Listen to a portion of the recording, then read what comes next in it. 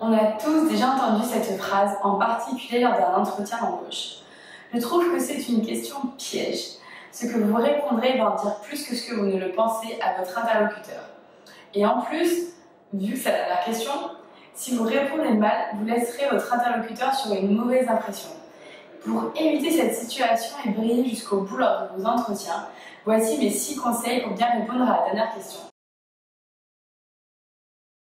Mon premier conseil, c'est de ne jamais dire non. Je pense que répondre non lorsqu'on vous demande si vous avez une dernière question peut être révélateur d'un manque d'intérêt pour l'entreprise. Une bonne préparation et beaucoup de recherche sont la clé d'un entretien réussi. Ma petite astuce est d'imaginer les questions que l'on va vous poser et de s'entraîner à répondre à voix haute devant un miroir. De mon expérience, c'est une question typique qui tombe à chaque fois. Donc préparez à l'avance vos questions. Montrez que vous vous intéressez vraiment à l'entreprise et essayez d'en apprendre plus sur la mission ou l'organigramme par exemple.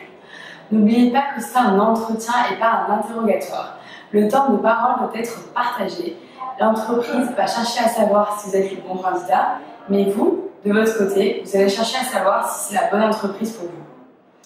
Donc vous pouvez par exemple poser des questions sur l'entreprise, sur le contenu des missions, sur ce que vous allez vraiment apprendre ou comment se passe une journée type.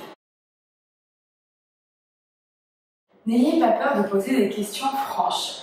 Au contraire, je pense que poser des questions originales et directes peut vous faire sortir du lot, mais il faut rester audacieux.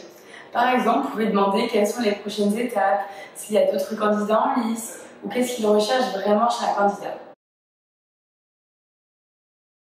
Surprenez votre interlocuteur et montrez votre motivation en ne posant pas qu'une question mais bien 2 ou 3. Je vais vous raconter l'exemple personnel pour illustrer ce propos. Il y a quelques mois, j'ai passé un entretien pour intégrer un master. L'entretien s'est bien passé et à la fin, j'ai posé 3 questions. La première portait sur une spécialisation du programme, la deuxième sur le contenu d'un cours et pour la troisième, j'ai osé le « qu'est-ce que vous recherchez vraiment chez un candidat ?» Et là, les 2 intervieweurs ont explosé de rire. Et l'un des 2 a dit « c'est une super question et en fait c'est la première fois qu'on nous la pose. Je sais pas si c'est grâce à ça ou pas, mais j'ai été prise. »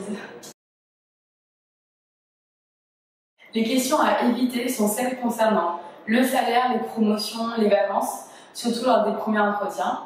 Celles qui vont vous amener sur un terrain où vous ne voulez pas aller. Donc par exemple, est-ce que l'anglais est nécessaire? Ça peut montrer que vous ne maîtrisez pas l'anglais.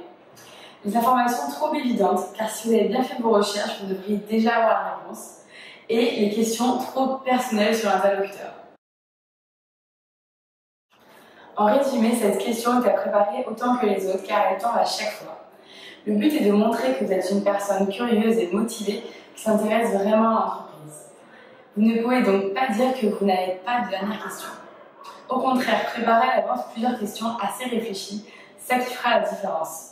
Pour d'autres conseils sur le monde de l'emploi, rendez-vous sur le blog d'Adzuna.